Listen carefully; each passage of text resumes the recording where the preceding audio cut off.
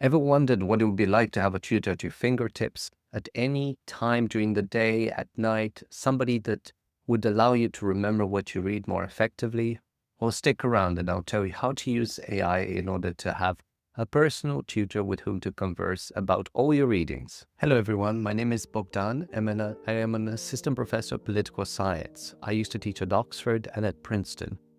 Despite of the fact that my work is of a different type, I mostly focus on comparative politics. In my spare time, I like to read philosophy. And many times, especially when reading old texts, 200 years old, 300 years old, I got lost in the meaning of the text. So I usually went to Google, but it was very hard to really grasp the meaning of a historical text without somebody to talk to. Well, with the advent of AI, now you can converse with artificial intelligence in order to have a deeper, more meaningful conversation in order to make sure that you get the most out of a philosophical text. So stick around, I'm going to show you exactly how to do that. Okay, so what we're going to work with is John Locke's Essays on Human Understanding. This is a late 19th century edition. This should be 1894.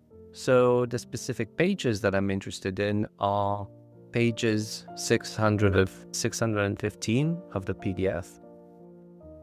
So this corresponds to 471 all the way to 619. So this is just a few pages here because the purpose is just to show how I'm able to interact with ChatGPT. So I'm simply going to Google and I'm saying split PDF. So this is going to give me a bunch of sources for splitting PDFs. So I'm going to choose I love PDFs. So I'm just dragging and dropping this long book. I'm just going to write the pages I'm interested in, 615 all the way to 690. Okay, so I'm going to do split PDF. I'm just waiting for the whole PDF to be uploaded. This only takes a few seconds, and once this is done, I will be able to upload this onto ChatGPT. Okay, so you just download this, say allow. This is downloaded to the downloads folder. I don't necessarily need to do this because I've already done this when I selected the text that I wanted to read. The next step is literally going to ChatGPT and open a new chat box. Okay. I am going to input a very specific prompt. Okay, so here's the prompt. You are my personal philosophy tutor. I'm reading a passage from John Locke's Essay Concerning Human Understanding. When I don't understand something, I will read the sentence out loud and ask you questions. Please provide very brief answers. I will ask you to elaborate if I need it. At the end, quiz me to help me remember the key points. Okay, and then I am dragging and dropping the text, the PDF that we just edited. It only takes a few seconds. And here we are. I'm just going to press submit. As you can tell, I'm ready when you are. So what's left to do is actually start to read the text. Okay, so I'm reading this on my iPad. Of course, you can read it on any device that you prefer. So this is chapter 28.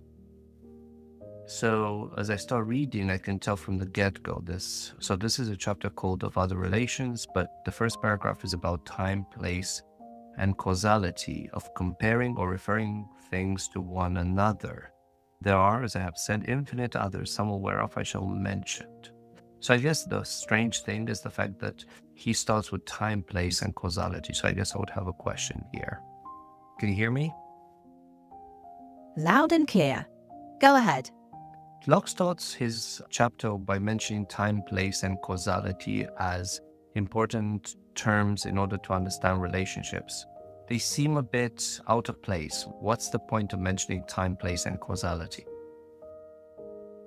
Locke mentions time, place, and causality as basic ways we compare or relate things to each other.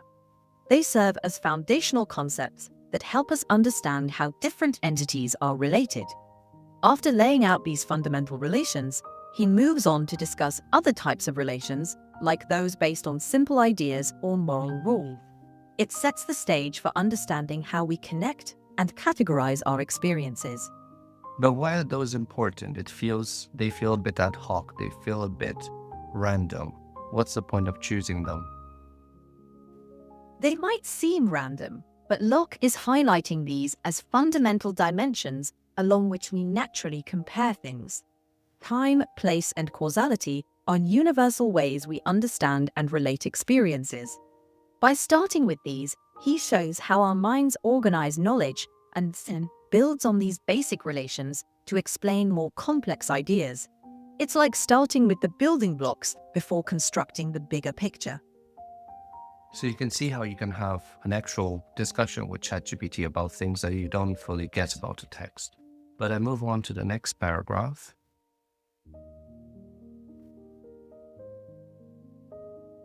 So it's interesting here, this notion of whiter, sweeter, equal as being part of proportional relationships. I guess, yeah, that's kind of a comparative statement.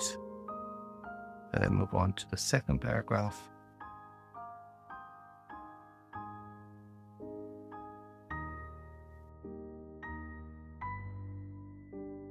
Wow, so this is like a much more complicated paragraph. You can see here Old English, like a whole paragraph that's just one whole page. I mean, this is not a surprise given that this was written sometime in the 1600s. It was fairly common in those days to write much longer text and much more convoluted texts.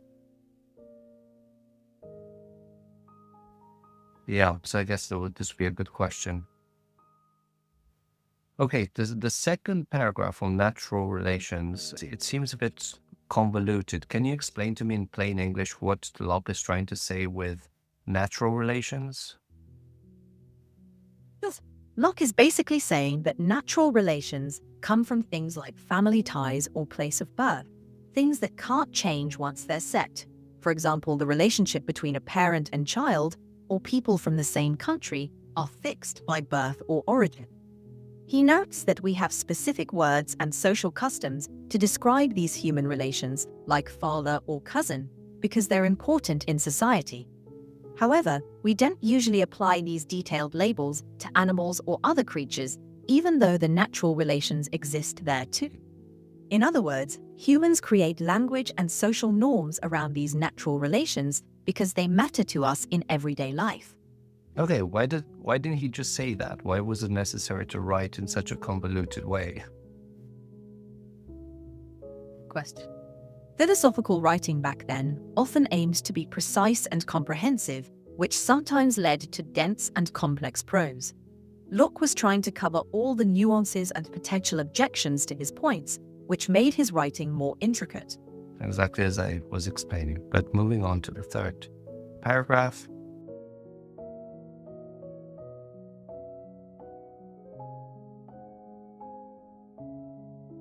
Okay, the fourth paragraph is about a sort of relation, disagreement, voluntary actions, and moral relation, right? To have instituted a voluntary, I guess the distinction between the third and the fourth is not quite clear. So I guess it's another issue here. Can you explain the difference between the third and the fourth paragraph? In the third paragraph, Locke is mentioning voluntary actions, but the voluntary actions are also mentioned in the context of moral relations. What is the difference there? I feel like within moral relations, there's also a voluntary dimension.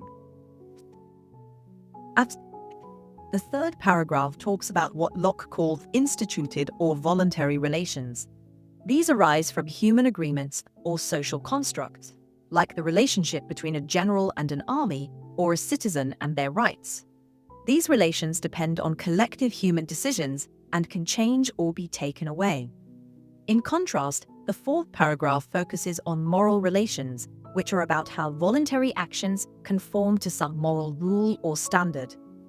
While both involve voluntary actions, the key difference is the frame of reference. Voluntary relations are about social and institutional roles, whereas moral relations are about how those voluntary actions measure up against a moral law we read. There's a lot of overlap there. I don't quite get the difference. I mean, it's moral to listen to your general. Like, I don't get the difference. I get what you mean.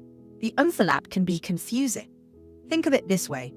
Voluntary relations are about the formal or social roles people hold, like a general and their army, or a citizen and their government, which are created by agreements or laws.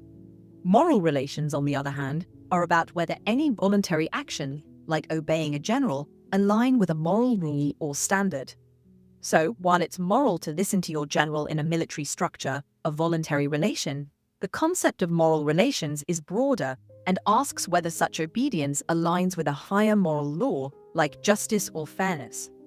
One is about social or institutional roles, and the other is about the ethical correctness of actions according to moral principles. Okay, so you can clearly see how you can use ChatGPT to clarify certain concepts. And I guess you can finally see, now that we're at the end of these 5 pages, you can try to sort of check your understanding of the text or your ability to summarize the text. So essentially active recall.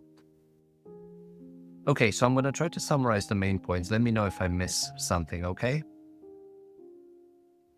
Sounds good. Go for it.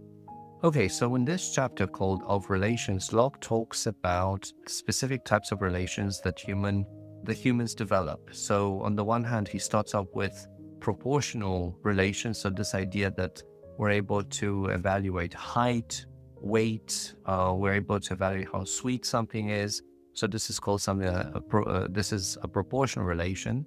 He then moves on to natural relations, which has to do with, for example, you have a father and you have a child. To some extent, human ability to identify cause and effect, or origin and outcome.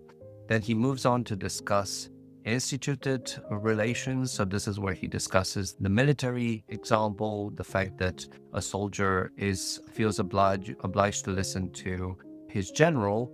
And then Locke also discusses this notion of moral relations, the fact that we are forced or coerced to comply with specific moral frameworks. Okay, so tell me if I miss anything and try to be as critical as possible. That's a great summary. You captured the main points well. Just a couple of refinements to make it even sharper. 1.